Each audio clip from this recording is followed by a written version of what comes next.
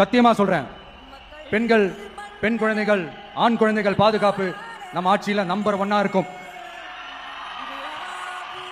சட்டம் ஒழுங்கு ரொம்ப ரொம்ப ஸ்ட்ரிக்டா இருக்கும். அரசு பள்ளிக்கூடங்களும் கல்லூரிகளும் முதல் தரமா இருக்கும். போட்டி தேர்வுகளுக்குன்னு லட்சங்களை கொட்டி தனி கோச்சிங் சென்டர் போய் படிக்க அவசியமே இருக்காது. ஏன்னா கவர்மெண்ட் ஸ்கூல், காலேஜ் சிலபஸே போட்டி தேர்வுகளை ஈஸியா சந்திக்கிற வகையில் அந்த ஸ்டாண்டர்டுக்கு ஏத்த மாதிரி அமைக்கப்படும். உயர்நிலை பள்ளி பாடத்திட்டங்களிலேயே அடிப்படை அரசியல் சாசன சட்டம் சேர்க்கப்படும். மாநில மற்றும் ஒன்றிய அரசு அலுவலகங்கள், வங்கிகளின் செயல்பாடுகள் மற்றும் அவற்றை அணுகும் முறை குறித்து மாணவர்களுக்கு தெளிவான புரிதலை ஏற்படுத்தும் வகையில் தேர்வுகள் அற்ற செயல்முறை பாடமாக கற்பிக்கப்படும்.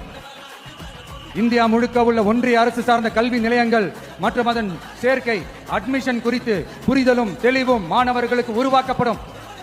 அனைத்து அரசு பள்ளிகளிலும் பெண் குழந்தைகளுக்கு சுத்தமான, சுகாதாரமான மற்றும் தரமான கதவுகள் பொருத்தப்பட்ட ரெஸ்ட் ரூம்கள் அமைப்பது உறுதி செய்யப்படும். போதைப் பொருட்கள் இல்லாத தமிழகம் உருவாக்கப்படும்.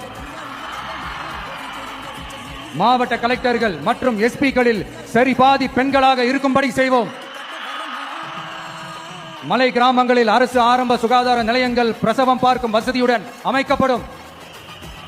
பஸ் போக்குவரத்து இல்லாத கிராமங்கள் மற்றும் மலை கிராமங்களே இல்லை என்ற நிலை உருவாக்கப்படும்.